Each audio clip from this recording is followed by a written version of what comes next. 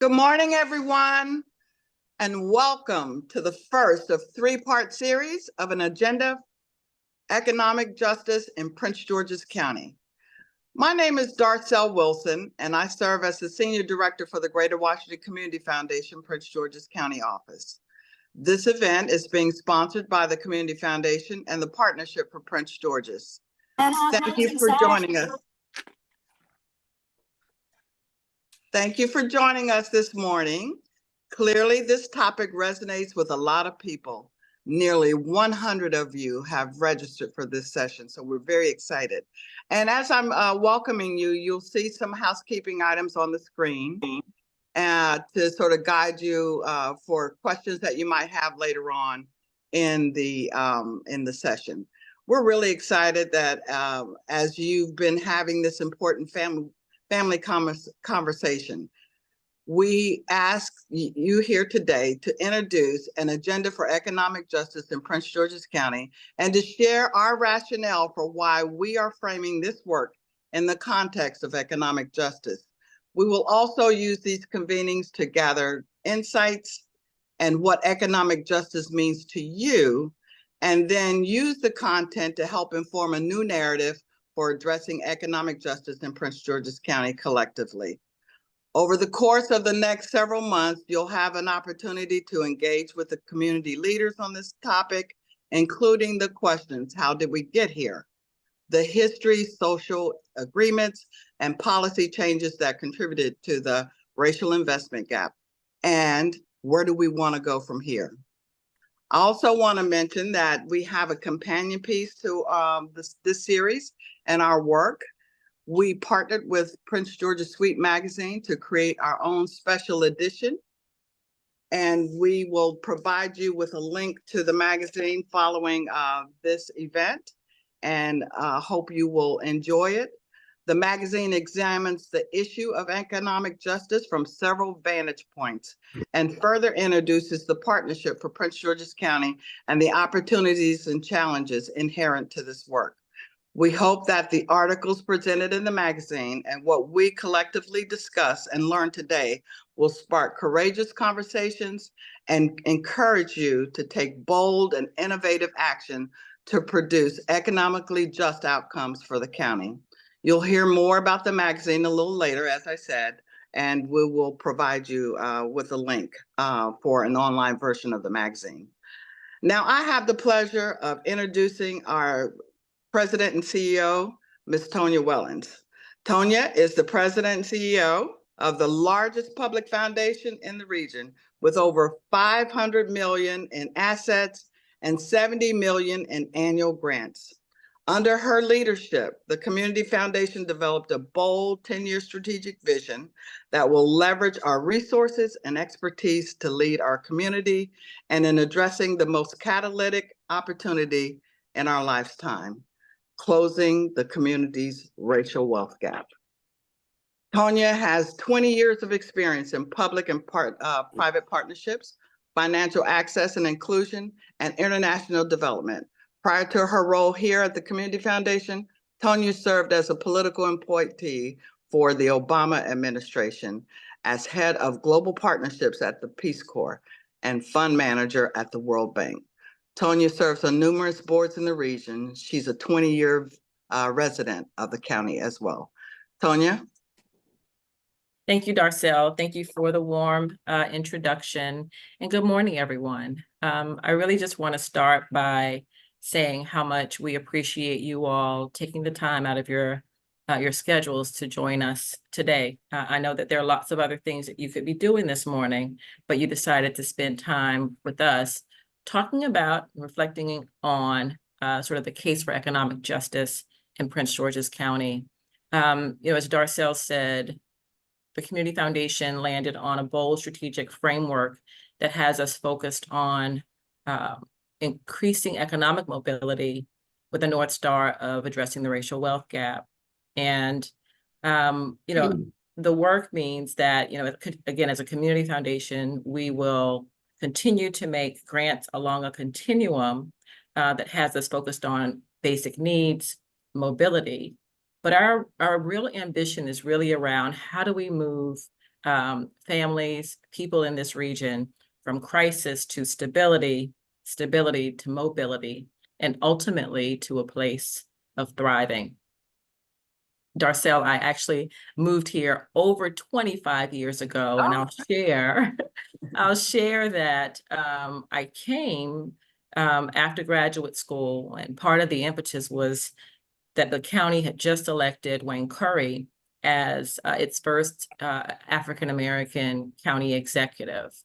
And there was an article in Black Enterprise magazine that talked about the promise of Prince George's County. And for those of you who've been around for a long time, you'll remember that DC was in a bit of a challenging situation at the time. I think they were just coming out of receivership, and Prince George's County really placed sort of a spotlight on what's possible for communities, particularly those that were or are predominantly African-American people of color could accomplish. It was actually the first jurisdiction in the United States of America where the population shifted from mostly white to mostly Black, and income levels and education levels went up and not down. And so I'll be honest with you in sharing that I knew for sure that that was the place that I wanted to be. And it happens that it's actually very serendipitous that the motivations for me coming here over 25 years ago and the work that I get to do right now work hand in hand. I'm really, really pleased to introduce the members of what we call the Partnership for Prince George's County. It's actually a 2.0 version because in the early 2000s, there was a partnership for Prince George's County that was a collection of foundation leaders from around the region that had put together a pooled fund to make investments in the county. And still today, there is a need for, I'd say, just increased investment generally, and from our perspective, increased philanthropic investment specifically into the county. And so it's this group that has come together to have a deliberate focus to convene these conversations and really help us to think about what is the forward-looking narrative for Prince George's County, now that we're no longer the number one or the jurisdiction with the highest income levels for a predominantly African-American community in the entire country. Beyond those headlines that were so important and so relevant, and I think they are still important today, what's the new narrative that we want to create for this county? And so I'm incredibly grateful that George Askew, CEO of the Meyer Foundation, Temi Bennett, co-CEO of IF, Ian Gordon, United Way of the National Vice President, Community Engagement with United Way of the National Capital Area, Derrick Perkins, who is a Senior Vice President at Bank of America, and Jamie Wooten from Collectively, have really been working, I'd say over the last year at least, with the team at the Community Foundation to craft a strategy for deeper investment in this county. I want to just share a few pieces of data to get us going before I turn it over to our facilitator, Ronnie Galvin, who you'll meet in just a few minutes. But there was a 2023, and I think Ronnie's going to speak to this, a 2023 study conducted by the Urban Institute that highlights the amount of public-private investments going into the 9 largest counties in the DMV region. And, one of the big points that we'll be talking about today is that Prince George's County received the least amount of investment. We're 9th out of 9. And again, Ronnie's going to spend more time going into and delving into that information. But our community foundation every few years conducts a regional poll in partnership with the Gallup organization. We survey thousands of residents across the region around a few key areas like well-being, like understanding basic needs, people's ability to thrive. And I'll just share 2 or 3 data points, again, as tone setting for our conversation today. So slightly more than half of the residents in the Greater Washington region, or 52%, say they are thriving in their overall well-being, in terms of their overall well-being. And that's on par with the national average. So Prince George's County specifically is on par with the regional number. 52% of folk in Prince George's County say that they are thriving. And overall, the biggest predictor of whether residents are thriving is their sense of belonging. You all heard me tell a story about why I came to Prince George's County, because I felt it was a place for me. But it also means the flip side of that, and that is that 48% of people are beginning to question whether or not Prince George's County is a place for them. Nearly 1 in 5 residents in the DMV say that there have been times in the past year where they've not had enough money to pay for healthcare or medicine or food for themselves or their family.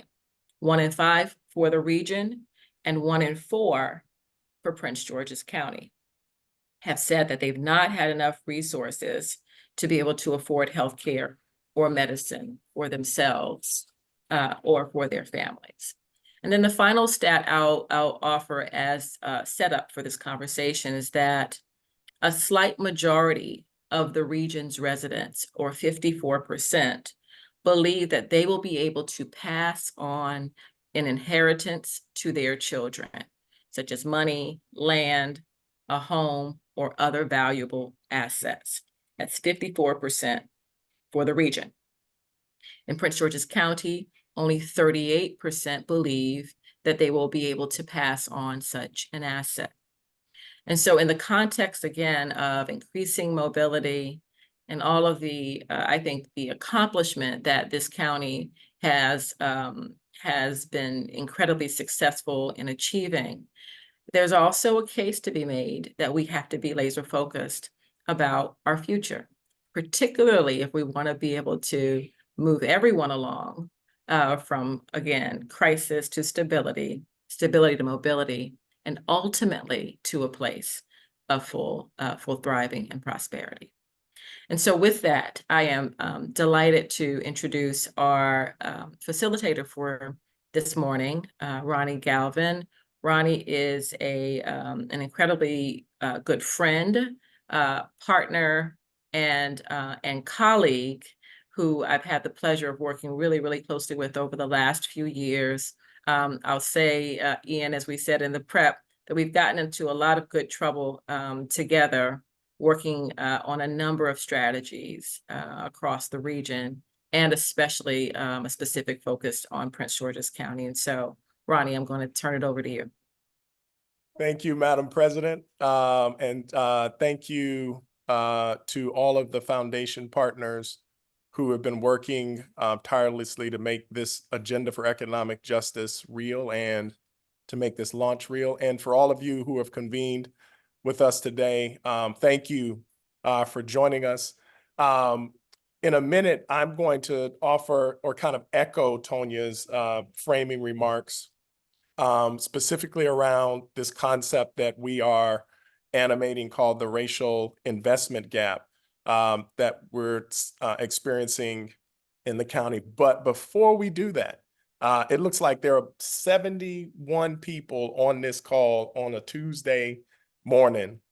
And so it clearly signals that there's lots of interest in this topic, and so of economic justice.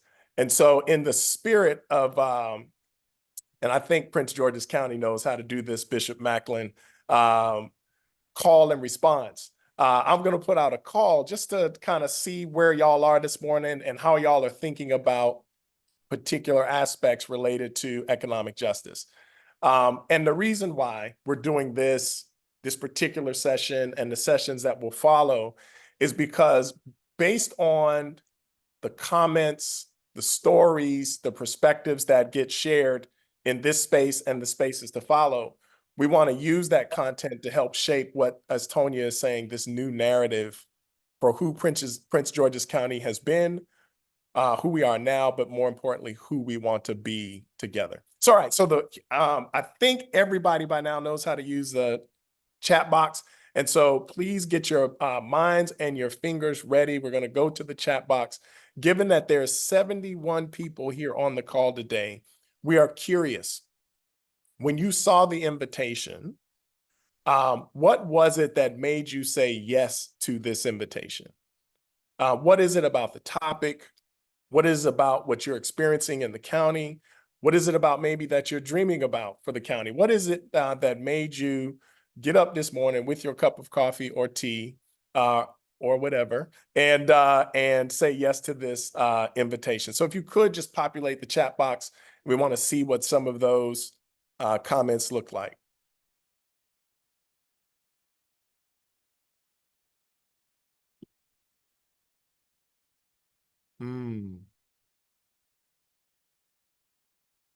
All right, Rufus, Darcel's leadership. That's what I'm talking about. Breaking cycles of generational poverty. Awareness and need for systemic change. Prince George's is an important part of the DMV. Holistic view. Hey, Mike Eccles. Looking for ideas and inspiration from thoughtful leaders. All right. Let's. Steve Brigham, what's up, dear brother? Far too many Prince Georgians continue to struggle economically in the region and the nation that is profoundly inequitable. What can we do here in our county to rectify it? Build generational success. New to Prince George's, all right. I want to see how I can support. Interest in financial strength. Lots of good comments here. All right, keep them coming, keep them coming. All right, so then the second question is, so remember now, we're in a space now, and for the next two sessions, we'll share that, what the next two sessions will be like at the end of our time today, but we're trying to craft this narrative. And so we want you to imagine that you are a reporter with the Washington Post. And you've been asked by the editor to write a news story about the current economic reality in Prince George's County. And this isn't an article that's going to be on the back page or section Z. This is going to be on the front page above the folds. Y'all know what that means. Like, this is like the headline story for the entire issue. And the question we're asking is, thinking about the story, what is the headline? Thinking about the story that you want to write about the current economic reality in the county, what is the headline to that story? What headline do you have? We all know that the best headlines often lead people to read the stories. And so what's the headline that you would share about the current economic reality? Oh, Gloria Burnett. Oh, are we there yet? Tale of Two Cities. The two realities of Prince George's County. Hey, Joseph, full opportunity not provided to all. Racial equity gap in Prince George is worse than the nation. The numbers don't add up. Ooh, Shannon, smoke and mirrors. Growing, but not all. Nice, nice. When is success real?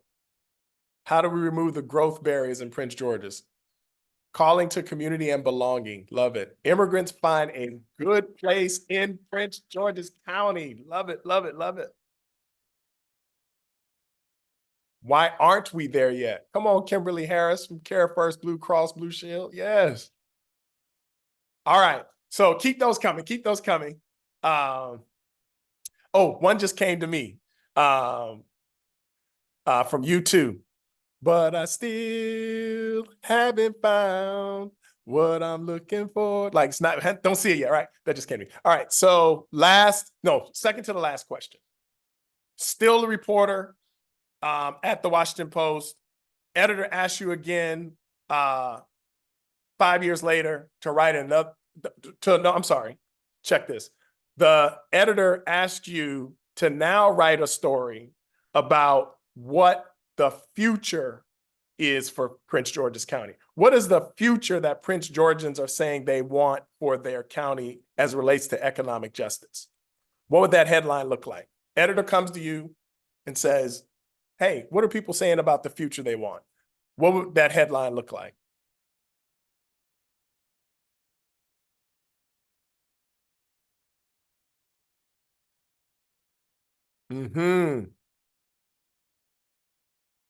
Oh, decided to thrive.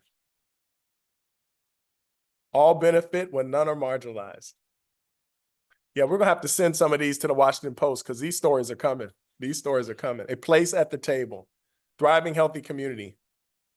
FBI relocation, symbol of upward trajectory. It's time for real change, power and opportunity for all.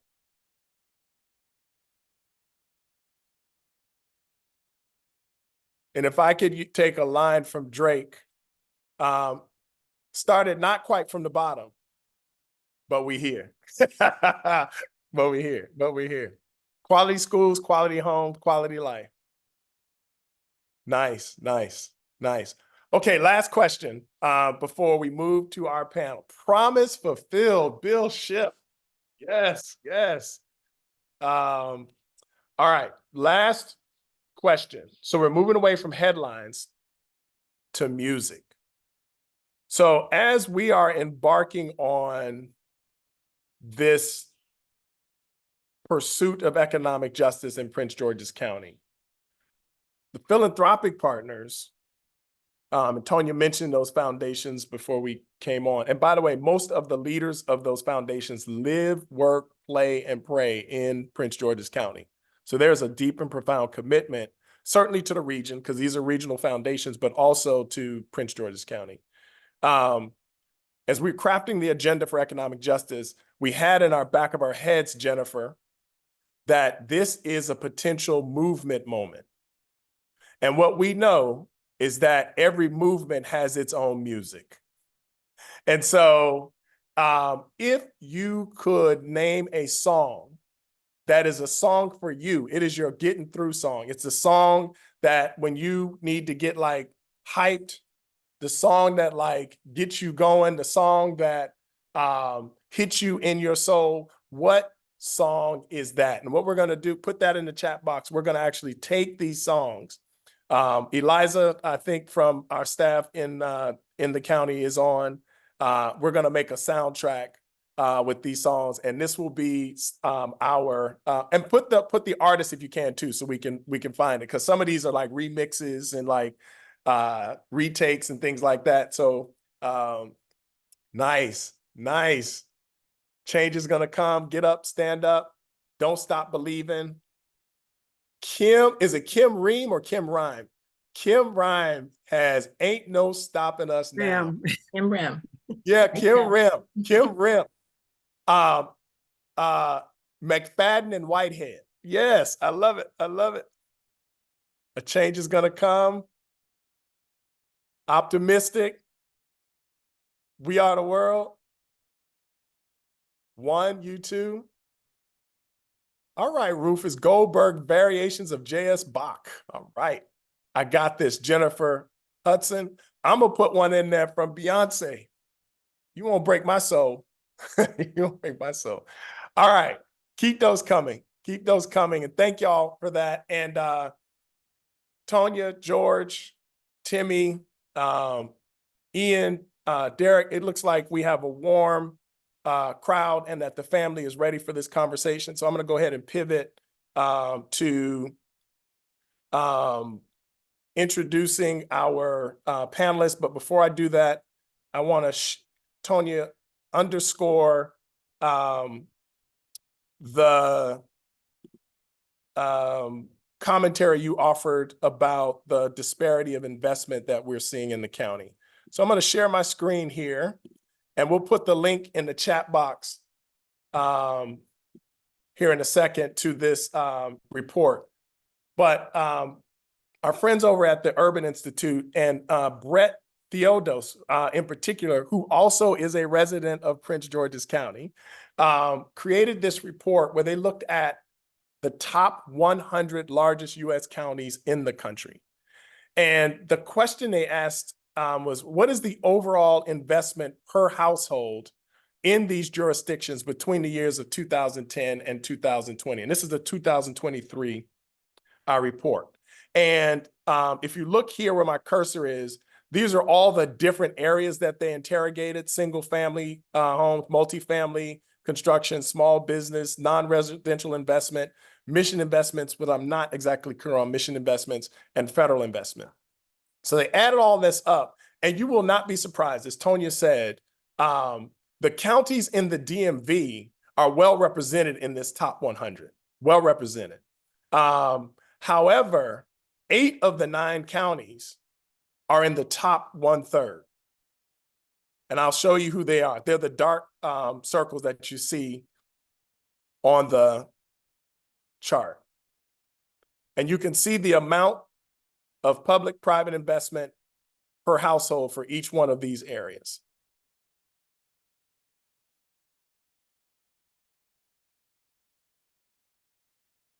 And then here is Prince George's County in the bottom half. So the difference in investment per household coming into Prince George's County is $17,000, almost $18,000, compared to Loudoun County, Virginia, at $44,000. Now, I'm not a mathematician, but I believe that's over double the amount. And so we want to talk about this issue and other issues of economic injustice and disparity, because there are certainly things that we could and should be doing with the resources that we have inside of the county. But to try to get to an economically just future with this kind of disparity of investment is something we also need to call to task, and address. And so today we are coming together to talk about the racial investment gap and all the other aspects that might emerge in our conversation that help us define and map a way for a future vision for economic justice in Prince George's County. So with that, please allow me now to pivot and introduce our panelists who will guide us through some initial commentary and conversation about economic justice. After that, we'll open it up to the room for questions, comments, what's coming up for the room, and then we will offer some parting comments. First, I'd like to introduce and bring to the mic our dear brother, Derrick Leon Davis. Many of you on this call know Derrick. He served on the county council from November 8th, 2011 through April 15th, 2022. He represented the 6th district in Prince George's County, which includes the city of District Heights, Forestville, Kettering, Largo, Mitchellville, and the unincorporated areas of Bowie, Capitol Heights, and Upper Marlboro. And he is a distinguished member of Omega Psi Phi Fraternity Incorporated. Derrick, thank you for being with us today. Our second panelist is Jennifer Epps, the executive director of the Lift Fund. Jennifer is leading the Lift Fund, a prominent and unique philanthropic collaborative focused on worker rights, worker power, by catalyzing deep collaboration and investment between unions, philanthropy, movement building community organizations, and academia. Under Epps' leadership, the Lift Fund supports innovative, bold strategies of worker organizing across the United States to build a stronger worker and labor movement. Jennifer also is a resident with her family in Prince George's County and has done work in organizing with nurses in our hospital system and has worked in the education system organizing in the county. Jennifer, thank you for being with us today. And last but not least, Bishop Anthony Maclin, the pastor of the sanctuary at Kingdom Square. Since July 1986, Bishop Maclin has served as a pastor at the sanctuary at Kingdom Square, formerly Glendale Baptist Church. During his tenure, the church has grown from 192 active members to a membership of over 3,000. Bishop Maclin directed the purchase, lease, and renovation of more than $24 million in properties for church use. And put your seatbelt on for this. And he is the co-developer of the $250 million Hampton Park mixed use development in Capitol Heights, Maryland.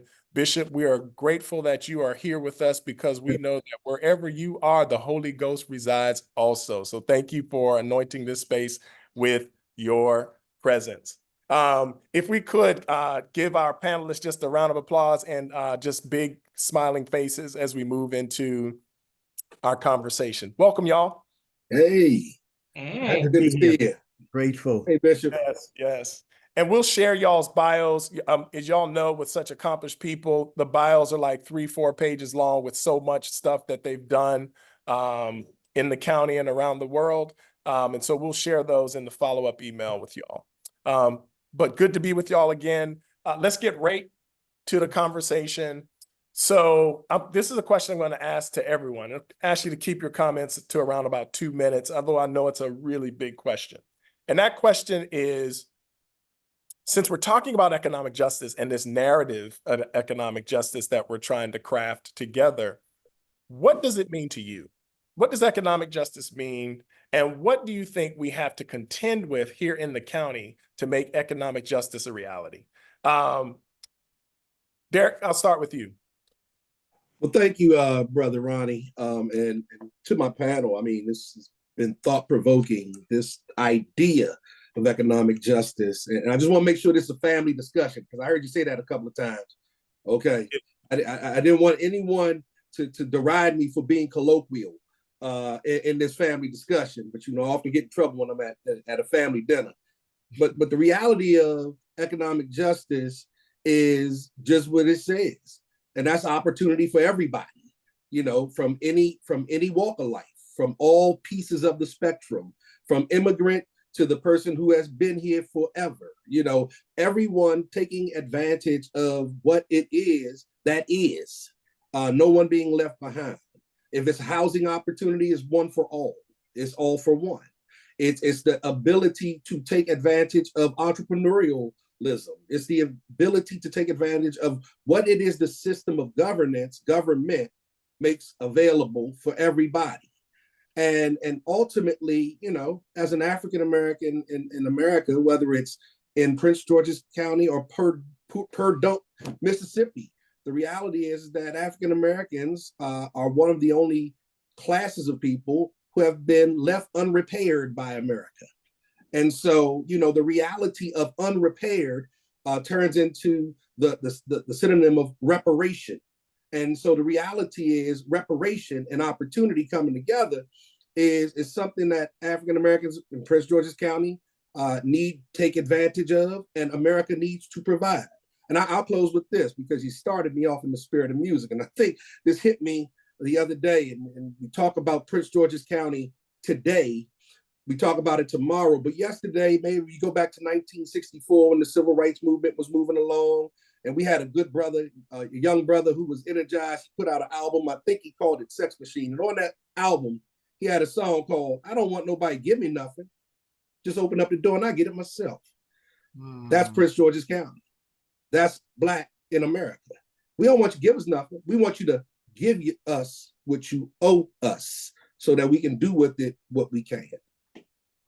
Nice, nice. And thank you for leading us off there, Derrick. You're already given us a lot to chew on. And in the first 2.5 minutes, the R word come up, reparations. And so I'm sure that will come up in many regards here today. Jennifer, I want to pivot to you. How do you think about economic justice, and what is it that you think we're contending with as we take this journey around this agenda for economic justice in the county? Thank you, Ronnie. I appreciate that question. So I'll start with my story. I came to Prince George's County. I moved here about 5 years ago from Anne Arundel County. I lived in Baltimore County before that. And one of the things that I loved was I could bring my kids here. They would go to school. They would have kids that looked like them. They didn't have to feel othered or not belonging. And we had beautiful parks and nice neighborhoods and activities every weekend. And I just want to say, I don't know that there's any other place like this on earth than in Prince George's County. And I really appreciate that. And before I moved here, I had worked for around 10 years with organizing both nurses at Dimensions. For those who remember Dimensions, it's now University of Maryland, Capital Region Medical Center, very long name, but working with those nurses at Dimensions and working with the teachers and educators at the Prince George's County Education Association. And two of the things that were very clear to me is that both nurses and teachers didn't have everything they needed to do their work. They didn't have what they needed to take care of their sick patients. They didn't have what they needed to make sure that the most vulnerable students got what they needed. And it was because there were some clear things that weren't economically just that we're facing. And I want to name a couple of them. One is we've got to deal and contend with systemic racism because we are a majority Black and brown county. And so there are folks who are looking for us not to thrive. I think the second thing is that from what I can tell, we've made some big strides in having some political power, but not in economic power. And that is a big deal. And so in many cases, there are those who have, and there are those that don't have and are fighting for the scraps. And so to answer your question about what does economic justice look like for Prince George's County, I think Derrick had said it earlier around when everyone, whether you're inside or outside the Beltway, have the ability to provide for your children, provide for your families, provide for yourself. You should be able to live in dignity and safety, thriving in your community. And to me, that's what economic justice looks like. Nice, nice. Thank you. Thank you. And I when we get to the larger community conversation, Q&A, I want to circle back, Jennifer, to this question of we have to deal with systemic racism, and there are people who want to make sure we don't achieve. I want to circle back to that. So remind me of that when we get into the big space. And thank you for telling your story and the work you've been doing in the county. All right, Bishop, you're bringing it home on this question of economic justice. What does it mean to you, and what do we have to contend with to get there? Good morning to everybody. First of all, thank you for allowing us to share in this panel. And of course, I'm a preacher, so I know how to do it in 2 minutes, and we know how to sneak a third minute in there. Allow me to start by sharing a news clip that most of us were aware of. A little over a year ago, there was a family that went to an amusement park. I think it was up in Pennsylvania. And as the African-American children were in line with the other children to shake the hands of the characters that the children adored, the news came out that the character bypassed the African-American child and decided to shake the hand of the child of another race. Simply said, we're tired of being bypassed. We're tired when the hands are shaken, and we realize that people are shaking other hands in other counties and other communities. And we're saying, what's wrong with the hands of our children? Having been in this county since 1982, born and raised right across the line in Washington, D.C., a part of the collective empowerment group, served as president and still a part of the board of directors. We struggle, we serve, and we try our best to bring awareness to the fact that our communities, we spend the money, but we don't have the resources, and we don't see it coming back to us.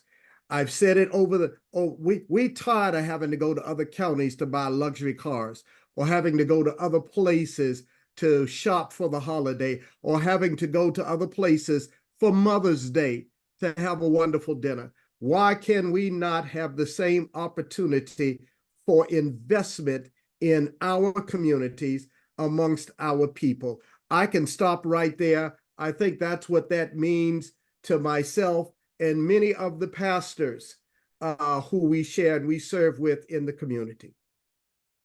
Thank you, Bishop. And thank you for that story, because those kind of stories and kind of ground level interpersonal reactions and interactions make real the way that systemic racism that Jennifer was talking about, how that systemic racism that's baked into our society, how it actually shows up in people's lives on the ground. And so that was a perfect story. And thank you for building that bridge from system to people. All right, so our next question, I'm going to direct it at Jennifer and Bishop Maclin, and it goes directly to what we're trying to do here today. Just to remind, we're trying to use this space as a way to kind of hear from you and then our community here about, like, what are people thinking about this frame that we're claiming called economic justice, and what's the story that we want to tell about Prince George's County, who we have been, who we are, and who we want to become. And so, Jennifer, I'm going to ask you to go first, and then Bishop, for you to follow up. What story of us, what story about us should we be crafting and amplifying about the economic reality and our economic future in the county? And I'm asking this question particularly since we can no longer make the claim of being the wealthiest or the highest income Black county or jurisdiction in the country.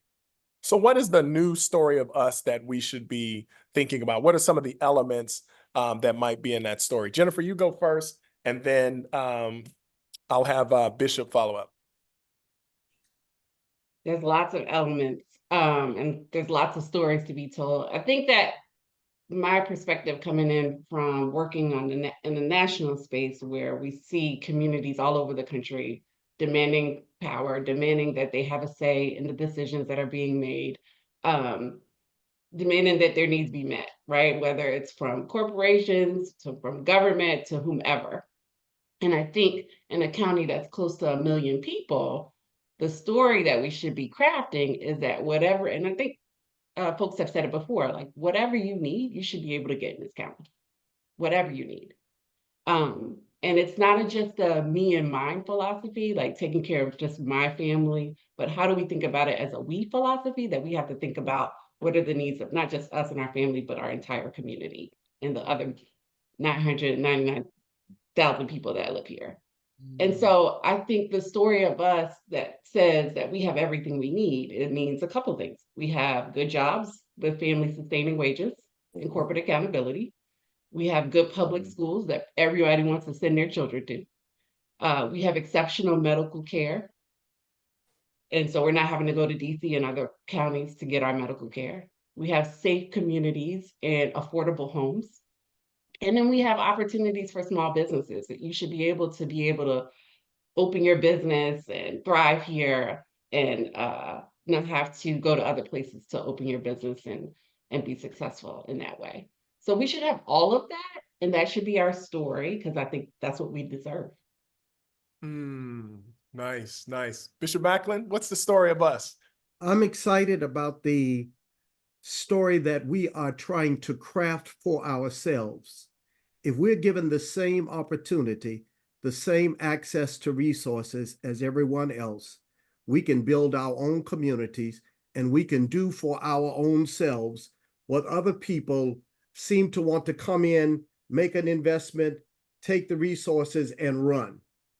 It took 10 years of my life wanting to see something else for Hampton Mall.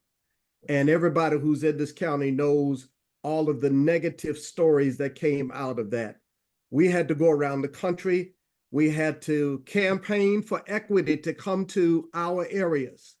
And once we got the equity, you see the things that are beginning to happen, not only there, but all you got to do is take a ride around the Beltway, a ride through the county, and you can see that we are, in my opinion, able and intelligent enough to do in our own neighborhoods for our own selves the things that others, for some reason, don't seem to think that we are capable of handling.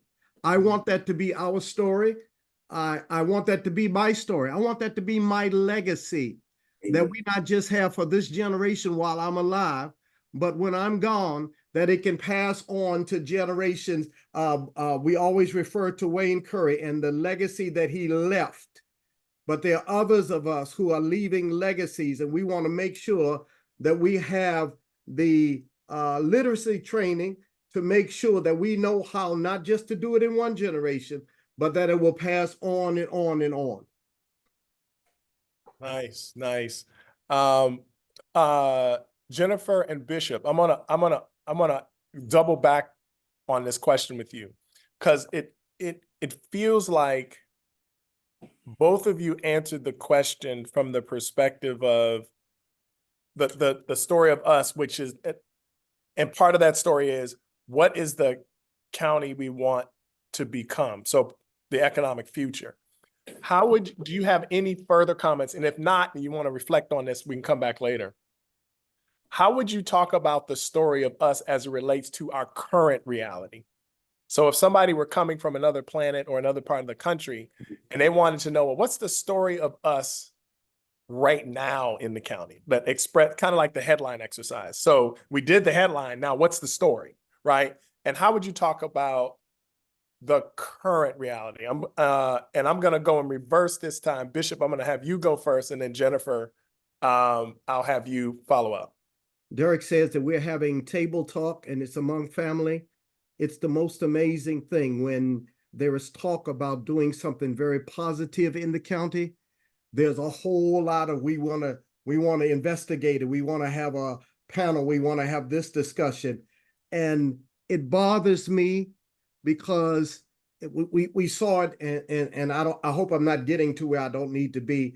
We saw it when there was talk about the sports teams moving to Virginia. Then all of a sudden, the conversation about not wanting the FBI died down.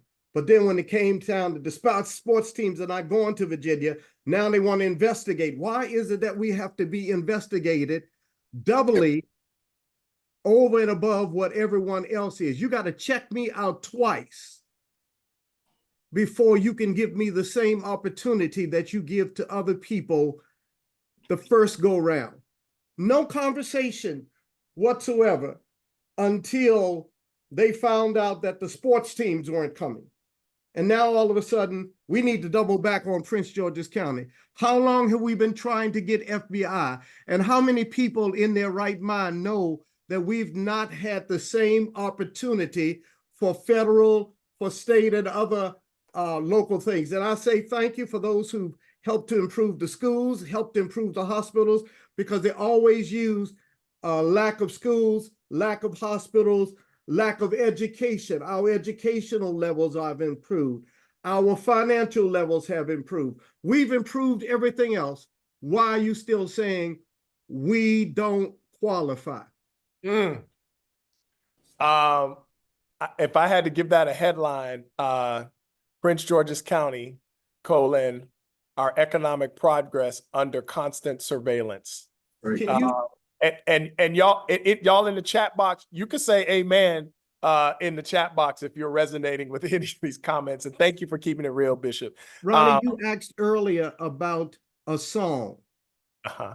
William Murphy, Bishop William Murphy has the song out that says, "This is my season for grace and favor. This is my season to reap where we have sown." All right, Bishop. You're getting hot over there. You're getting hot. Jennifer, to this question of the story of us as it relates, how would you talk about our current reality? Yeah, I think Bishop Maclin mic dropped on us on that one. I think that,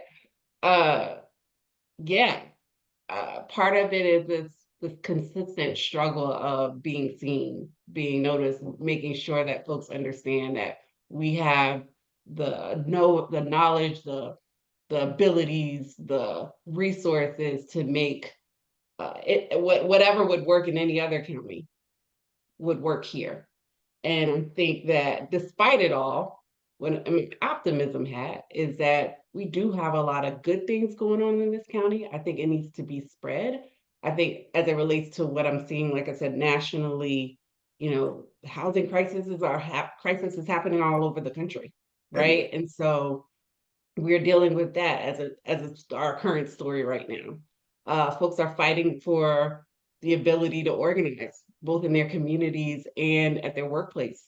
So that's happening here in this county in that current story. So folks, Black folks in particular, and brown folks have been resilient. And I think the story of us is that resilience is still happening, but it's still not fair and it's not right. And so we have to move from a resilience to a place, a posture of saying, like, we're not gonna take this anymore. And I think that's the current transitional story, if I will. Yeah. I love it. I love it. Bishop, I don't want to invite her on because it's your job, but it sounds like Jennifer's preaching over there with you. Jennifer's She's preaching. doing a great job. And Yes. poor Derrick is about to turn over in that chair. Wait. So, okay, let's get Derrick in. Let's get Derrick in on the conversation. So, Bishop, you and Derrick, I want y'all to answer this question. Derrick, I'll have you go first. So, Prince George's County, like many places, is experiencing the wonderful opportunity of a kind of a rising tide of our Latino sisters and brothers who are present, who are engaged, and who are also asking and deserving of these issues of economic justice that we're talking about today. As the county kind of rises as maybe, we got to interrogate this, maybe not just as one of the largest Black jurisdictions in the country, but maybe one of the largest Black and Latino jurisdictions in the country. As we're thinking about this issue of economic justice, how do we think about and really take advantage of this opportunity and not do, as a majority Black county, what other counties have done to us and Latino folks when we're the minority? You know, it's been if you're a census watcher and if you are a Prince Georgian, I mean, I've been a Prince Georgian all my life, and I've watched Prince George's grow. And we saw the immigration of Latinas coming to Prince George's County over the decades. You think about it, where we are now, African Americans and Latinos make up 91% of the population. Wow. 91% of the population. Last census. Just like we talked about Prince George's being moved away from being the most affluent African American community, we saw that coming. When you watch the census, we saw Charles County starting to creep up because we saw out-migration occurring. We see these things occurring. Let me tell you what I call this region, right? This region can be the hold my beer region. In essence, what Bishop just said with regard to the sports teams, the FBI, and all of those other entities that move around, we can look at it from the perspective of the ethnic minorities moving together. We shift. What we have to do is be prepared and not allow what America creates, what republicanism versus democratism partisanship creates. We have to understand that Black and brown together is what they're afraid of. Ooh.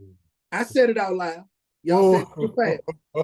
See, so you know what's next. That means that what they want to do now is divide Black and brown, right? Because if Black and brown come together and create that hue that's darker than not, then the problem from their perspective, everybody thinks the problem is Black or brown, white or Black. No, the problem green. See, the problem green. When Black and brown come together, make up 90% of the population, then the problem is, where should the money go? Look at the chart that you put on the table, Ronnie, where Loudoun County, and let's look at the ethnicity of Loudoun County. And then you look at Prince George's County as it cascades down, and let's look at that. And let's look at that decline, that precipitous decline. I will say to you that there's also an internal problem. Internally, we have to get beyond our adolescence, right? We have to get beyond our inconsistency. So I believe my colleague said, we talked about the economics of Prince George's County and how it has changed over the years. Look, we are 15th from the perspective of household income, median household income, in a region, in the Washington metropolitan region. Charles County is just above us. They're not far above us. So that means that us Black and brown folks, we got a little something, but in the Washington metropolitan region, we don't have a whole lot. And if we aren't organized, if we don't stick together, we can't turn our political power into economic power. That's the juxtaposition. Now, let me offer one more piece. And all of my friends who I talk to, they get tired of me saying this.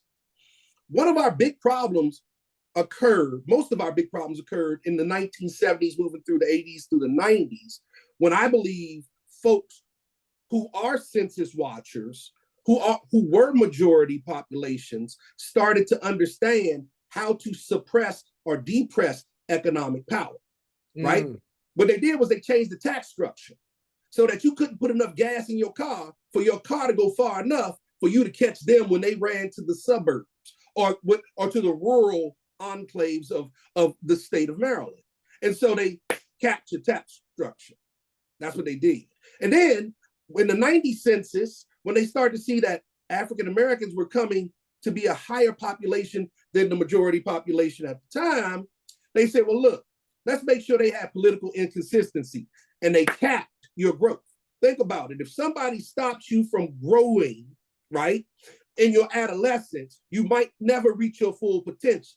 And if you don't get taught during your adolescence, mentally, you might not ever reach your full potential. So if you change your leadership consistently or have inconsistent leadership, you might not get to where you want to go. Because why? Because your vision is then stopped and started. Loudoun County don't have that problem. They didn't have that problem. 20, 30 years ago, Montgomery County didn't have that problem. They didn't change superintendents. They didn't change county executives and leadership every 4 to 8 years. No, they had consistency in vision. And it was a unified vision to stay ahead of someone else. Yeah. We cannot afford in Prince George's County, with our ethnic majority beginning to reflect, because while we 91% here, look across the country, Black and brown is turning into 51% everywhere. And believe me, all you see in this new age of division created by MAGAism or whatever it's called is pervasive. And it will find its way into Prince George's County to separate, because if you can divide, you can conquer. Right. So that's where we are. And we have to understand our Black and brown brothers and sisters, this same green economic opportunity, this consistency that's necessary, grow together and tell the rest of the Washington metropolitan region to hold my beer. My goodness. I'm going to tell you what, we're going to need some new microphones because y'all keep dropping them all over the place. Bishop, to this question of how we live into this solidarity between Black and Latinx people, and how do we pay attention to this, build together as we pursue economic justice? One of the things that I am most proud of as a part of Prince George's County is that the things that other people thought would divide us have brought us together to make us stronger. I pray that we never get to the point where we begin to fight our brothers and sisters, because the country is, we don't want anybody to come, but everybody's here. And everybody deserves the same opportunity. It's going to mean that we're going to have to stretch a little bit, but I see it happening, especially with the current county council and different people in leadership, that we are including other people from other ethnicities and other aspects. I think that's something that is very important. Derrick said something that blew my mind, because somebody asked me, when is the term up for the mayor in DC? Well, guess what? And as long as she keeps doing what she's doing, she's going to continue to be elected. I think that we ought to give our people the opportunity to succeed themselves as long as they are being successful, and the voters will determine that. That opportunity then becomes not just for, you see it in media, you see it in various economic places, because we are assuming that if we dump everybody here who has no money, that we'll keep the region poor. But we're learning how to pool our resources and say, If we can spend our resources in our own community, we will develop ourselves. Black, brown, whatever the ethnicity is. We just don't want to get into that fight. And I'm glad that I don't see it being pervasive in Prince George's County thus far. And I hope it never happens. Amen. Thank you. Wow, y'all. Thank you for this background and for this perspective. You're already, I think, priming the pump for us as we are like at this moment of kind of reflecting on and crafting what a new narrative looks like for economic justice. Thankfully, this is being recorded.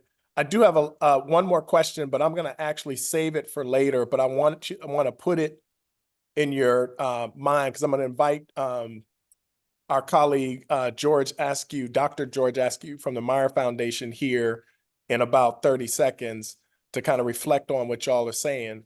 But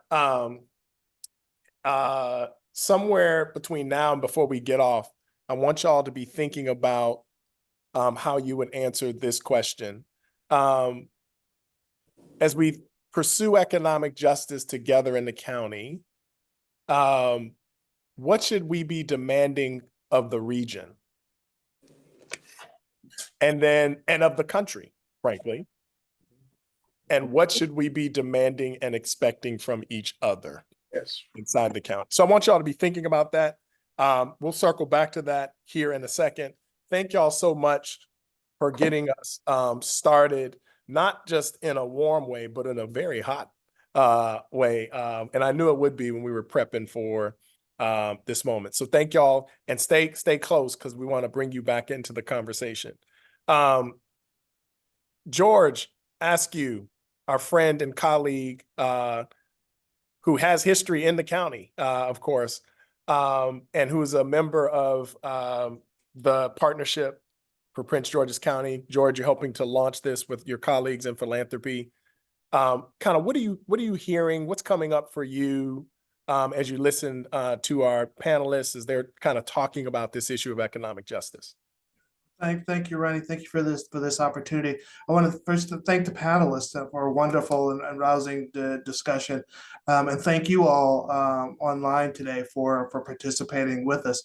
Just wanted to remind folks, as you know, I'm George Askew, I'm the president and CEO of the Meyer Foundation, where we envision a racially and economically equitable and just region where everyone thrives. And to that end, we fund organizations in the greater Washington region working at the front lines in the struggle for racial equity and justice through changing the systems that perpetuate racial oppression.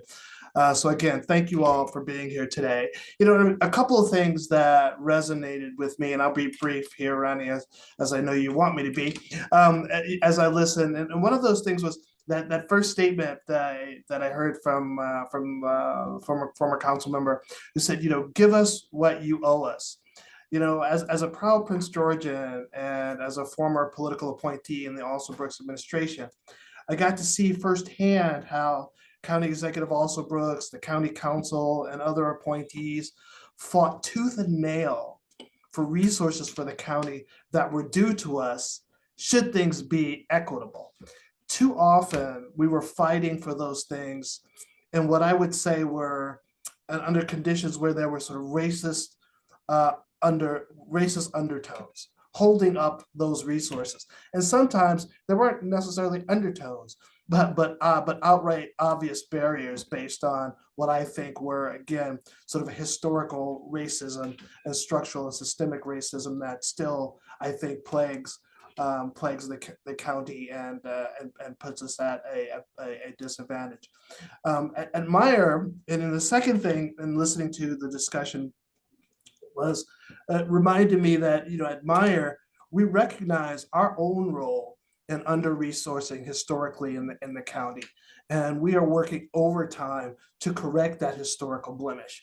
And that's part of the reason that we're part of the partnership, where we've already made some additional substantial investments in the county. We're going to continue to look for ways to do so in the future. So I'm really excited about the partnership and what it may hold for the future. And I look forward to this continued collaboration and bringing Prince George's forward. We're working in a county with, I think, tremendous leadership. And I think we have a responsibility in philanthropy to support that leadership, support the county, and do better than we have done historically. Nice. Thank you, George. And so glad that you're helping to lead this work from the place of philanthropy. All right, so now I want to pivot to our audience. And I'm watching the chat box, but we're going to invite people to come off mute and to come into the room. So you've heard our panelists share perspectives on economic justice, what the story of us is, what we're contending with, and this challenge and opportunity around the racial investment gap. And so want to see like what's coming up for folks here who are in the room with us. There's 69 folks with us. If you could put your hand up, and we'd love to just kind of hear how that's kind of your initial gut reactions, thoughts, and even questions even for the panelists of the room that we could wrestle with together.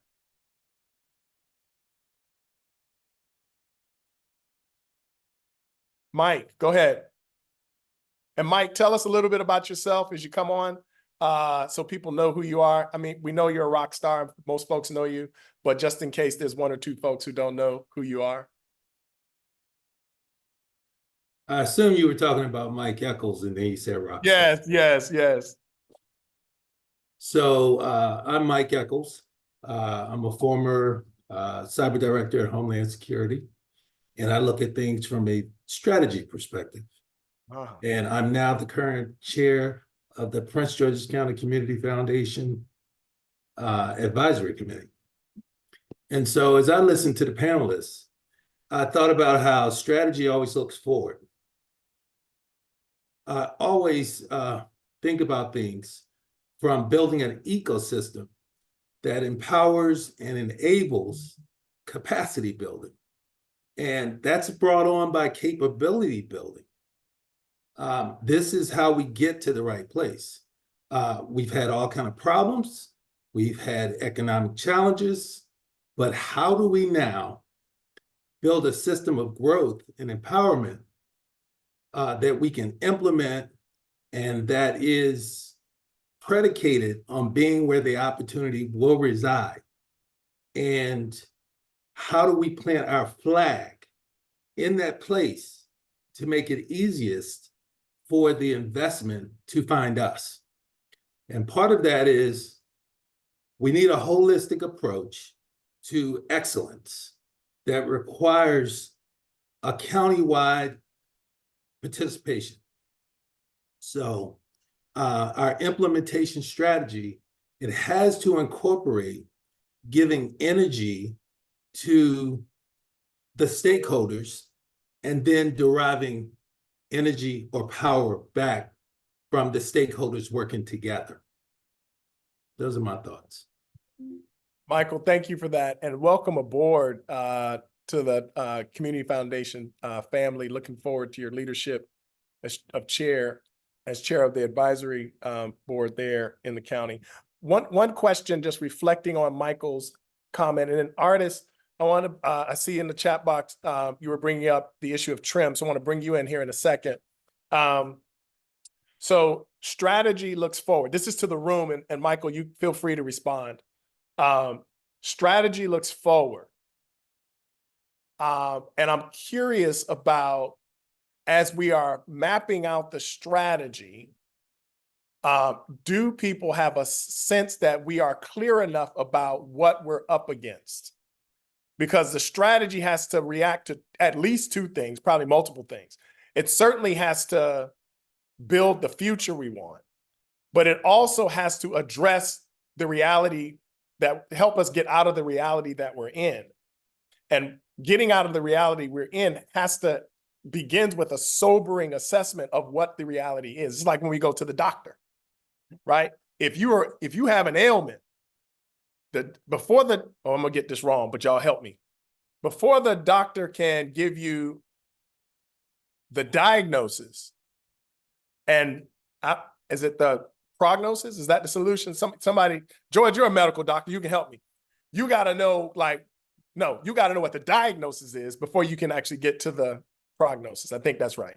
And so, Michael, into the room, do folks have a sense that we really understand and have grappled with, and that there's a critical mass of folks who understand the root of what we're up against, so that we can create solutions that get at the root and move us toward economic justice? Artist, I'm going to get you in a second. I see some folks maybe responding to this question. Ebony, were you responding to this question? No. Okay. Anybody else want to come off mic who's responding to this question? I'd love to hear Artist, Ronnie. This is Derrick. Yeah. I'm going to get Artist in just a second. She has a particular. Okay. Let me ask the question a different way. Why is it that the racial investment gap exists? Why is it that a house in Prince George's County, same house in some of the other counties, is valued hundreds of thousands of dollars less? Why is it, as George said, when you were inside the county, George, we're fighting for resources that should have been coming our way in the first place? Why is it, I think it was Bishop or Derrick, maybe it was you, that our economic progress is under surveillance? And when we are in the arena battling with other jurisdictions get 2 questions, we get 200 questions. Like, what's at the root? And have we as a community really named that in service to what Michael's pointed us to, so that we can actually build a strategy that addresses our current reality and moves us to a new reality? I can speak to that a little bit. Okay, go ahead, Ebony. Hello, everyone. Ebony White. I'm the Senior Director of Programs at Prosperity Now, and moved to DC and 6 years ago, but new to Maryland and PG County. Just bought a house here this past year.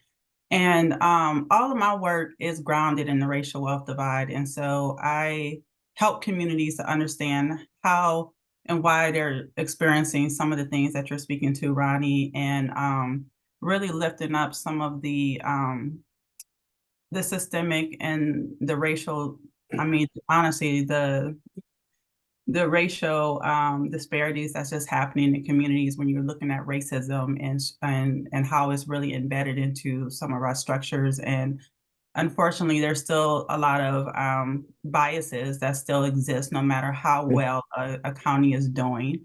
There's still those racial things that's happening, and how policies and practices are being implemented across cities. And so a lot of that is still coming to play, and we see that in how money is being invested across counties. And so when we're thinking about some of the, I'll say, the racial gaps in investment, it's really rooted in discrimination. It's rooted in racial inequities in our systems. And so one of the things that we need to think about is going back to, I believe it was Bishop that mentioned around, like, really, how can we use the assets that we have to really be able to position ourselves to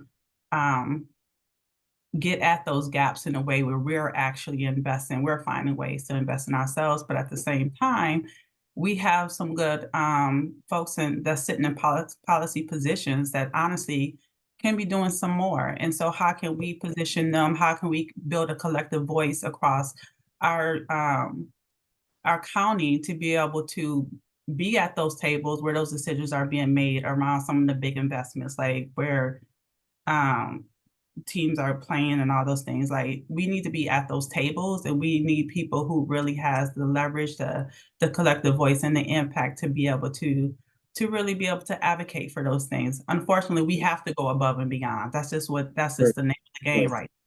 we're going to have to continue to go above and beyond until we're actually being in a place where we can actually change these policies, change how they're actually being implemented in communities, and really be able to have a place or have a way to hold people accountable to how decisions are being made and how investments are being made.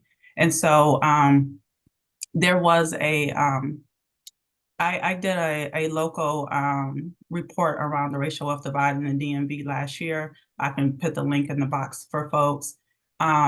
One of the things that I do is I do technical assistance to Black and Brown led nonprofits. And so the question I had was, how are you guys thinking about the gap of investments that's going to nonprofits, community practitioners who are really trying to fill the holes of what our governments are not doing, as well as just picking up the slack to really trying to create economic mobility and wealth building opportunities for people of color in our county?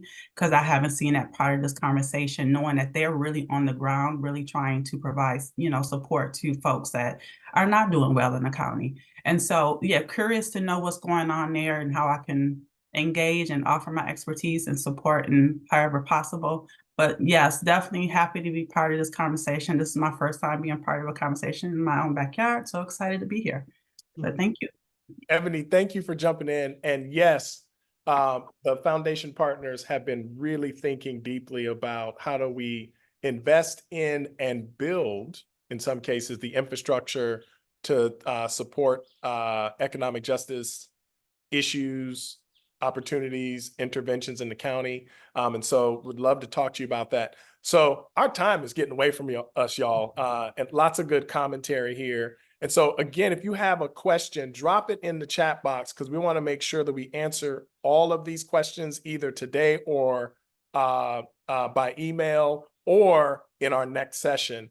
I am going to bring Artis in for her comment. And then after that, I'm going to turn it over, Tonya, to you to offer some closing remarks before we bring our colleague Ian on to bid us on our way. Artis. Yeah, so good morning. Yeah, this is a great conversation. Just a couple of things running through my mind as I've listened.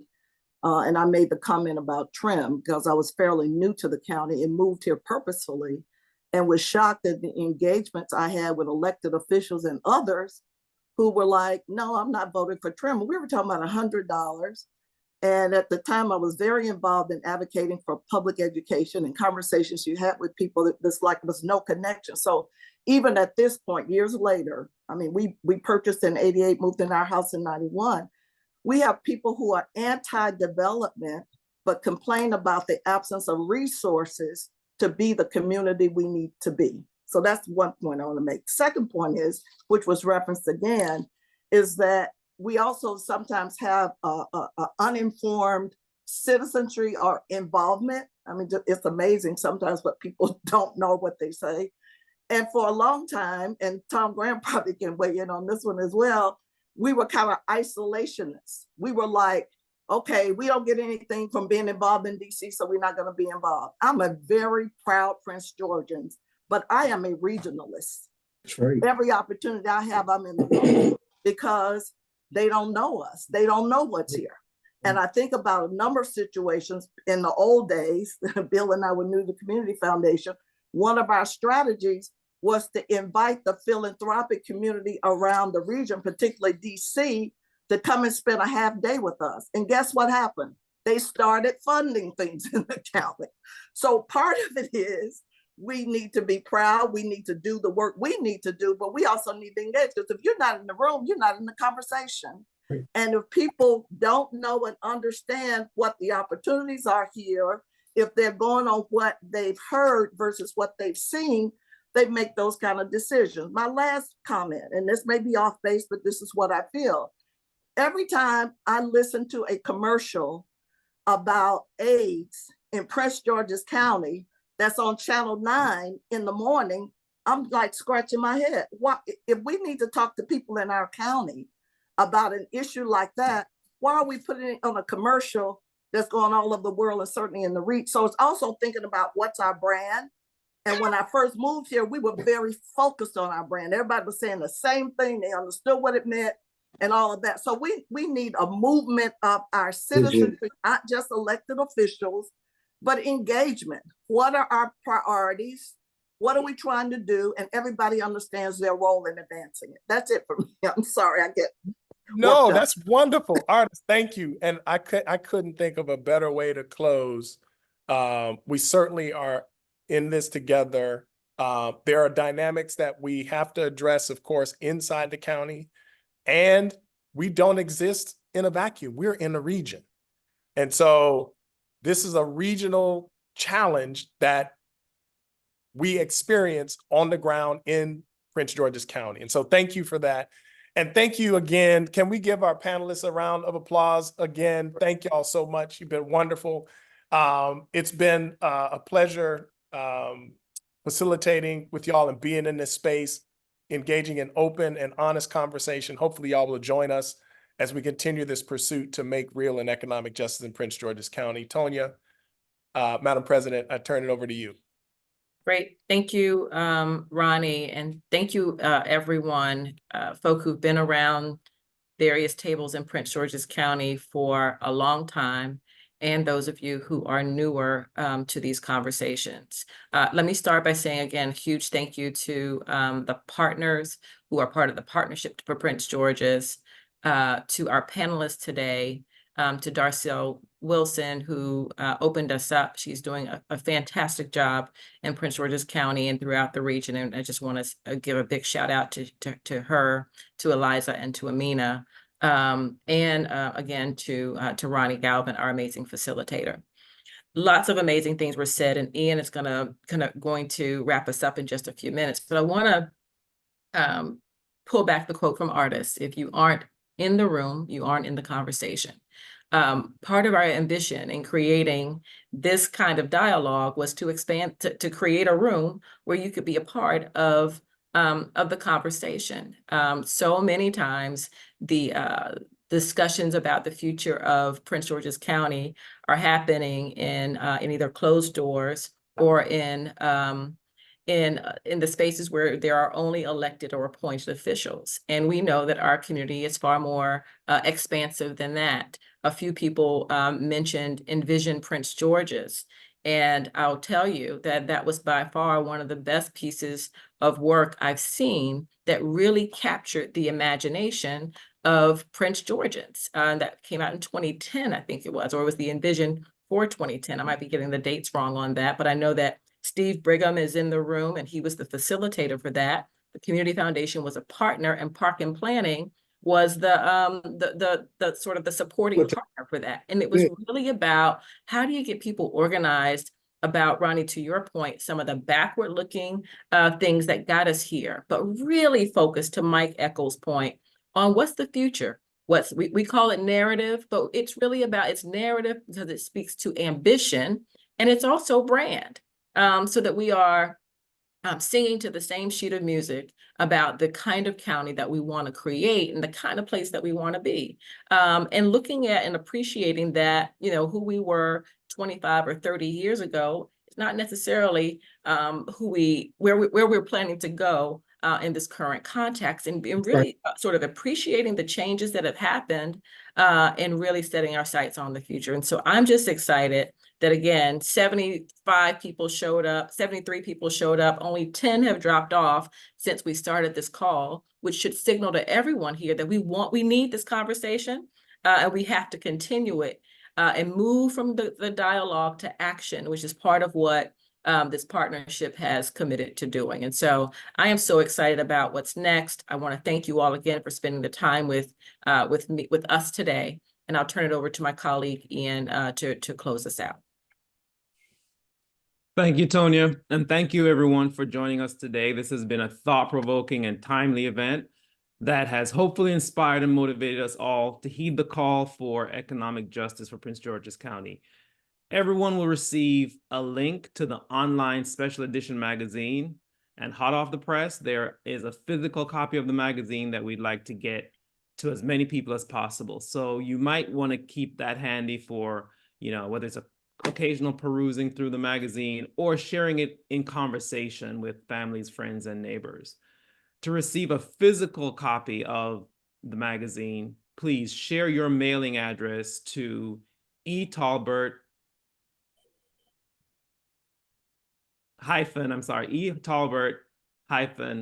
Howard at thecommunityfoundation.org. And that should be on the screen right now. Finally, this is the beginning, not the end of this conversation and the work that needs to be done. Stay tuned for notification of the specific dates and times of the next 2 convenings. There's going to be one in June and the other one in October. We appreciate you all for what you do for our county and all that it can be, and for answering the call to collectively pursue economic justice that results in greater public and private investments in Prince George's County and to close the racial investment gap. This is the end of this event, but as we said, this is the beginning of many more conversations to be had and more importantly, the work that needs to be done. So continue to have a wonderful day, and we look forward to seeing you all at the next convening. Thanks, everyone. Have a good one.